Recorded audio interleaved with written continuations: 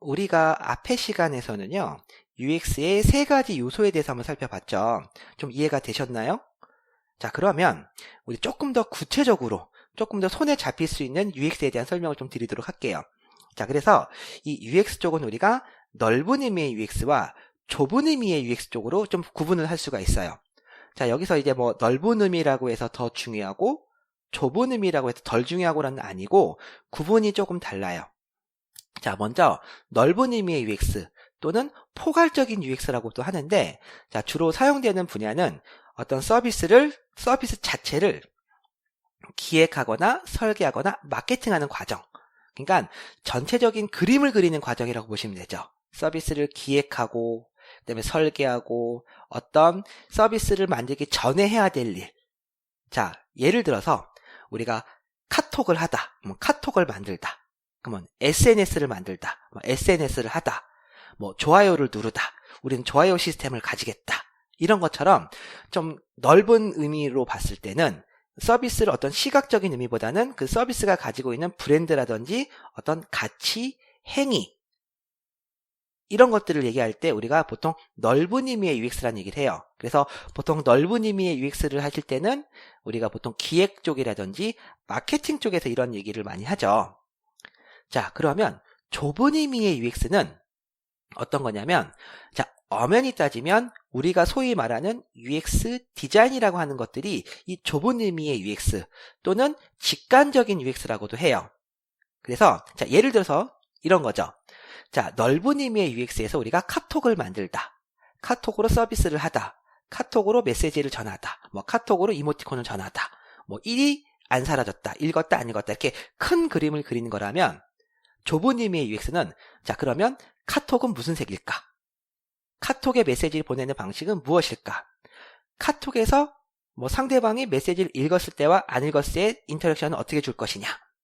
이런 요소들, 좀 더 직관적이고 시각화시키는 작업, 이런 것들이 좁은 의미의 UX로 볼 수 있는 거죠. 엄연히 따지면 앞으로 우리가 하게 될 시각적인 작업, 이런 것들을 좁은 의미의 UX라고 하는 거예요.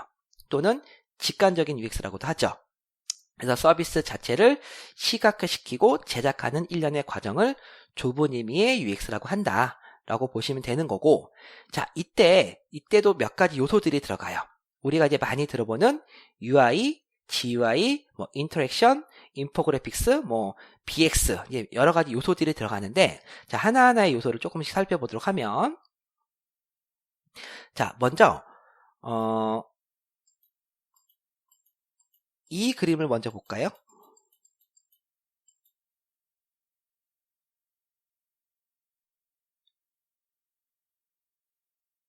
먼저 용어에 대해서 먼저 살펴보도록 할게요. 아이고, 다시 앞으로 넘어갔는데, 먼저 제가 얘기한 것처럼 넓은 의미의 UX는 이렇게 인스타그램, 카톡, 페이스북, 네이버처럼 서비스 자체를 크게 그림을 그리는 작업이라면, 좁은 의미의 UX는 지금처럼 직관적으로 뭔가 시각화시키는 작업으로 볼 수 있는 거죠. 그 중에서 가장 대표적인 게 UI, 우리가 소위 말하는 유저 인터페이스 디자인, 그쵸? 그 다음에 이것을 시각화시키는 작업이 우리가 그래픽 유저 인터페이스라고 해서 GUI라고 얘기를 하죠. 그래서 밑에 그림을 보시면 화면 설계, UI로 볼 수 있고요. 이것을 조금 더 구체화시키고 시각화시키는 작업을 GUI라는 요소로 볼 수 있는 거죠. 자, 그 다음에 또 직관적인 UX, 좁은 의미의 UX에서 중요한 요소가 바로 인터랙션 디자인이라는 거죠. 자, 인터랙션 디자인은 우리가 보통 상호작용 디자인 또는 상호작용이라고 얘기를 해요. 그리고 이 모바일 UX 쪽에서는 이걸 뭐라고 또 표현을 하냐면, 사용자의 조작에 따른 디바이스, 서비스의 반응이라는 표현을 쓰기도 해요. 자, 예를 들어서 여러분들이 키패드를 누를 때마다 소리가 뜩뜩뜩 나는 거 보신 적 있죠? 이런 거라든지, 아니면 아래에서 위로 스와이프 할 때는 슬라이드가 되다가 다시 반대로 위에서 아래로 내리면 상태바가 내려온다든지, 그쵸? 그러니까 이런 어떤 복합적인 애니메이션, 소리, 반응, 진동, 이런 것들을 보통 우리가 인터랙션이라고 얘기를 하죠. 우리가 햄버거 메뉴라고 하는 메뉴를 누르면 옆에서 싹 나왔다가 한번 누르면 들어가는 것까지. 즉 UX 디자이너는 단순하게 시각적인 요소만 디자인하는 것이 아니라 이런 인터랙션도 같이 설계를 하고 디자인한다고 보시면 되는 거예요. 그래서 UX, 좁은 의미의 UX에서 중요한 요소 중에 하나가 UI, GUI, 그 다음에는 이 인터랙션이 되는 것이고요.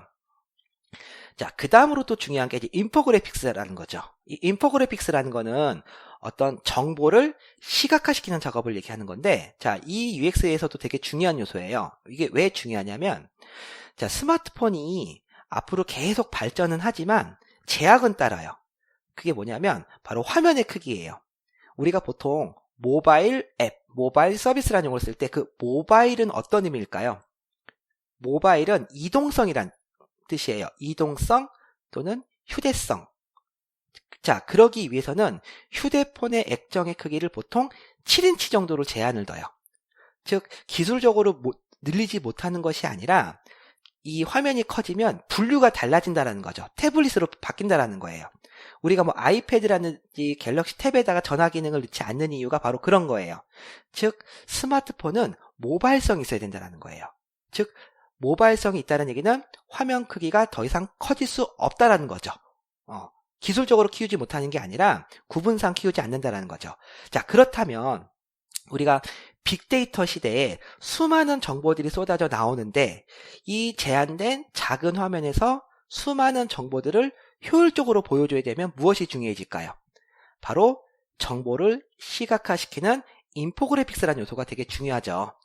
자, 그래서 우리가 한동안 한 3, 4년 전에는 우리가 뭐 UX 디자인을 이용한 인포그래픽스 이런 과정들이 되게 많이 생겼던 거 기억하실 거예요. 그래서 인포그래픽스 요소도 UX 디자인의 굉장히 중요한 요소가 되는 것이고요. 자, 그 다음 또 최근에 중요한 건 바로 뭐냐면 뭐 시각적인 거, 기능적인 것도 물론 중요하지만 바로 이 브랜드의 가치를 나타낼 수 있는 바로 BX 디자인이라는 요소도 최근에 아주 중요해지고 있어요. 자, 제가 화면을 보여드릴 테니까 이게 어떤 서비스인지를 한번 생각을 맞춰보세요. 자, 어떤 서비스죠? 그쵸? 색깔과 모양만 봐도 알겠죠? 자, 그 다음 서비스. 자, 색깔과 어떤 메타포 디자인만 봐도 알겠죠? 자, 그 다음. 그쵸? 자, 여러분들은 현재 보여지는 그림만 보더라도 어떤 서비스구나라는 걸 바로 알 수가 있어요. 즉, 이런 걸 바로 우리가 브랜드 익스피리언스, 즉 BX라는 요소를 써요. 즉, 아이콘을 이쁘게 만들고 화려하게 인터랙션과 애니메이션이 되는 것도 중요하지만 UX 디자이너의 중요한 요소 중에 하나는 이런 내가 만든 서비스가 사용자로 하여금 우리 어떤 브랜드로서 인식을 할 수 있게 그렇게 설계하고 기획하고 디자인하는 과정. 자, 그것도 최근에 들어서 UX 디자인의 가장 중요한 요소로 볼 수 있는 거예요. 자, 여기까지 해서 우리가 넓은 의미의 UX와 좁은 의미의 UX에 대해서 살펴봤고요. 자, UX 디자인에 대해서 조금 이해가 되셨는지 모르겠어요.